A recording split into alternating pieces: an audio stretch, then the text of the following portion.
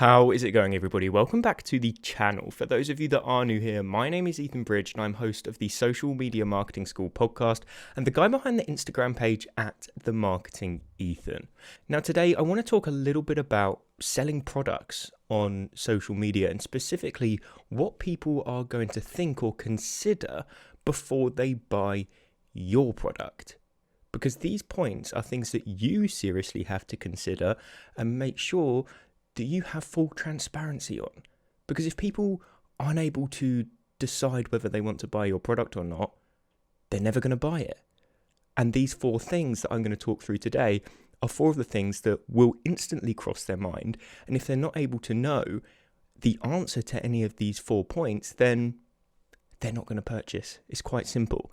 So without any further ado, let's just dive straight into point number 1, which is, will it solve their problem? People buy products to solve solutions, especially in the education space, which is what I'm in. So I'm sort of speaking from experience here, speaking from something that I know I can specifically talk about.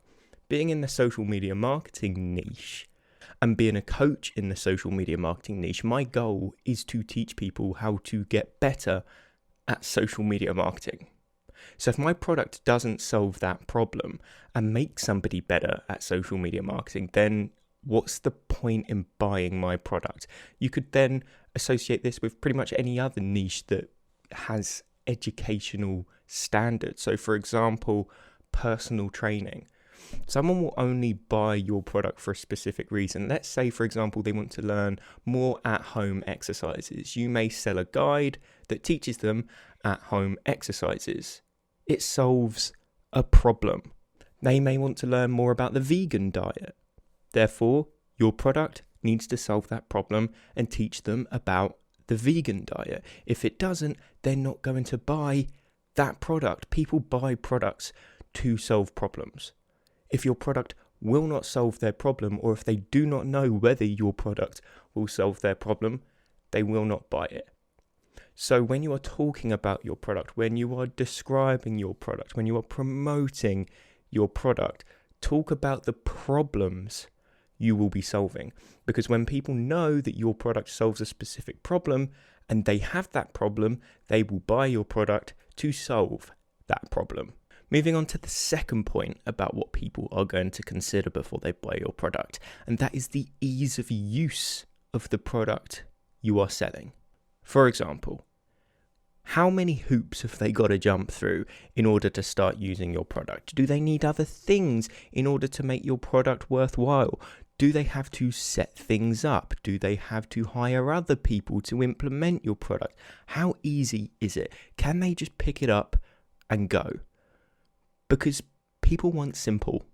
It's pretty straightforward. People do not want to waste their time doing something that is overly complicated. They then weigh up the risk-reward factor and think, right, is the time I'm going to spend doing this worthwhile? If your product is super simple and super easy to implement and easy to use, then people are much more likely to buy it than if it were complicated. If your product is super complicated, you need to make damn sure that it provides exponential value in comparison to the difficulty that it is to use, because people will weigh those 2 things up. If it is complicated, it needs to provide way more value than you think. If it's super simple, you can get away with it because it is simple to use. A perfect example is furniture. I know it's probably got nothing to do with your niche if you're listening to this, but furniture, would you rather buy something that comes ready-made, pay a little bit more? Or would you prefer to have something that comes flat-packed and going to take you 4 hours to build? I'd rather pay a little bit more money for something that comes ready-made because I weigh up my time and the value of my time.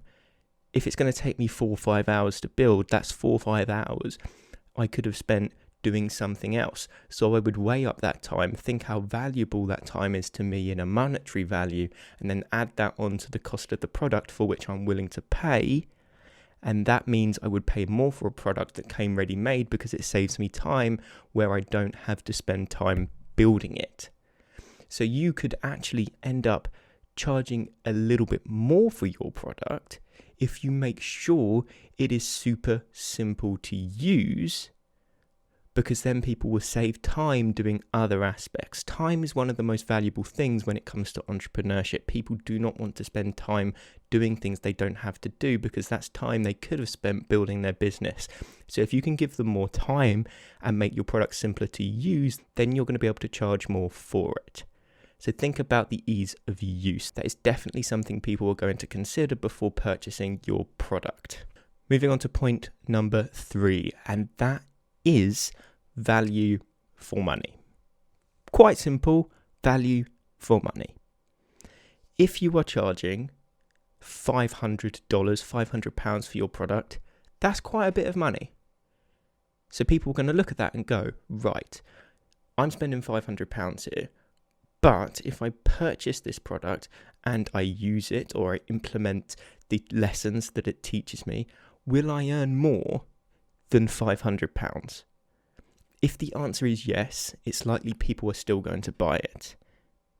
But let's say you're selling a product for £5,000, then it gets a little bit more grey. People are going to start thinking, right, how long is it before I see a return on my investment? Could I see it instantly? Will it take me a few years? Will it take me a few decades? Who knows? The timescale to earn back the money that people are spending on your product. You need to consider this, because people will be looking at that and that will sway buying decisions. If they are going to get an instant return, fine. It's likely that they'll purchase your product no matter how expensive it may be. Being able to provide someone with an instant return allows you to charge a higher premium, essentially. When it comes to selling cheaper products, you can get away with it.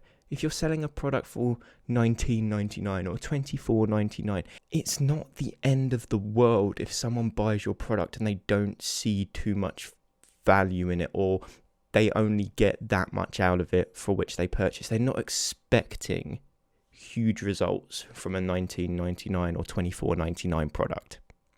But this is more down to when you are selling higher ticket products. If you are selling a higher ticket product, you need to make sure that you are providing enough value from that product so that people are going to see a greater return than what they are spending on it. Because if they aren't, you will never ever sell a single product if you are charging a high ticket value for it.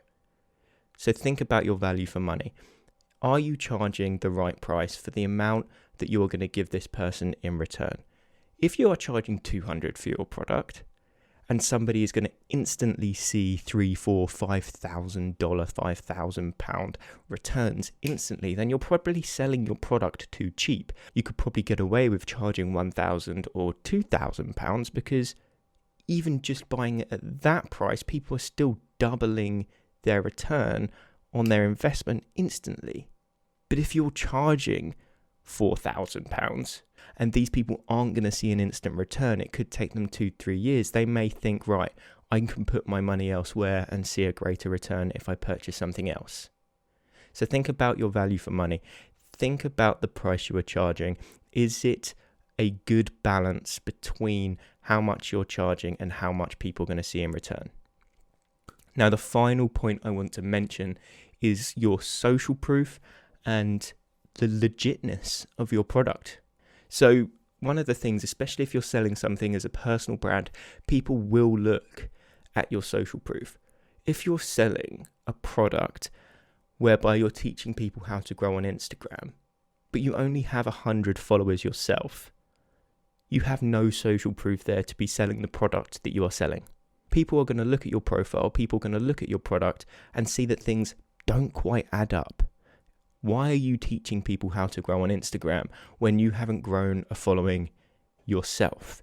You need to have the authority, you need to have the social proof to sell the products that you are selling. If you are into branding, do you have extensive branding expertise that allows you to teach this service? Social media marketing. Have you done social media marketing? If you haven't done what you are selling your product on, then people will not purchase your product because they aren't purchasing it from a reputable source. So you need to think about your social proof, especially if you are selling something around the lines of helping people growing on Instagram. You need to make sure that you've done it yourself first, because people aren't going to want to learn from somebody who hasn't done it themselves. Sure, you may know all the tactics and the hacks and the little shortcuts because you listen to other people and learn from them, but that still doesn't give you the right to then just put all of that into a guide and sell it to someone else, in my opinion. You need to know the ins and outs. You need to have done it yourself, have the social proof, and then once you have that social proof, sure, go ahead and do it, because you've now done it yourself. You've experienced it, and that's what people will look out for if they are purchasing a product or service from you. Now, moving on to the other side of it, the legitness. If you say to someone, buy my product, it will 10x your income in a year, people may look at that and go, okay, how real is this? It's going to throw people off when you give them unrealistic figures or figures that they don't quite believe. You see people throwing these scams all around all the time about the trading. Give me $1,000 and I will turn it into $20,000 in 3 weeks. There's a reason why these scams are always seen as scams. It's because they are simply unrealistic. So think about the way you are describing your product. Think about the way you are promoting your product. Does it seem legit? Because if it seems legit, people will buy it. If it seems completely fake and out of this world results, then people may look at that and go, right, that's probably not real, and therefore I'm not going to purchase. So you need to have a balance. You need to think about, right, what is a suitable promotional line that people are going to read and think, right, that's achievable, and I need this product to help me do it. Not trying to blow people's expectations out of the water, telling them that you're going to help them earn $1 million in a year, because it's probably not going to happen. And when people buy your product and it doesn't happen, that's only going to damage your reputation in the long run. Set realistic expectations. Set expectations that people are going to be excited for, but expectations that you know people can actually achieve, because it's going to help you in the long term. Because when people do reach those milestones, when people do reach those goals, it will look good on you because you told them that they could do it, and then you'll get good testimonials and it will help your reputation and help you sell more thereafter. So that rounds up the 4 things that people will consider before they purchase your product. Let's have a quick recap. They're going to think about the problem you are solving, the solution your product is going to provide them.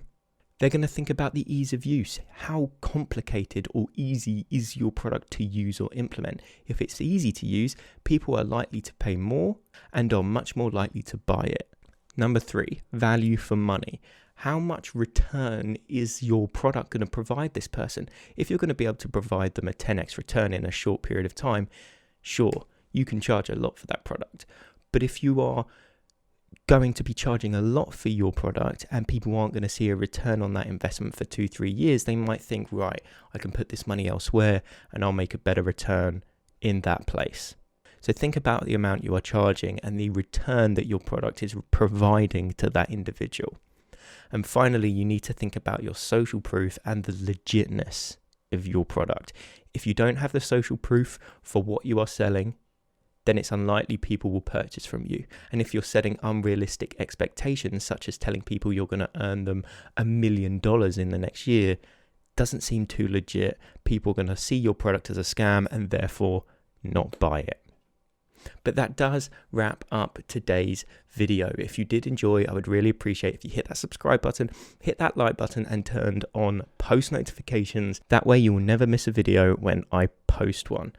But I did just want to mention that this is a part of my podcast series, Social Media Marketing School, and the audio version of the podcast is the place to be because I release this podcast a lot sooner over there than I do here on YouTube. So I will leave some links in the description below. Make sure you are heading down there and subscribing. But if you've got any questions with regards to pretty much anything that I've mentioned, please just reach out to me on Instagram @themarketingethan. Send me a DM and I'll make sure I get back to you no matter what. But if you have made it to this point in the video, I just want to finish off by saying thank you for tuning in, and I will see you in the next one.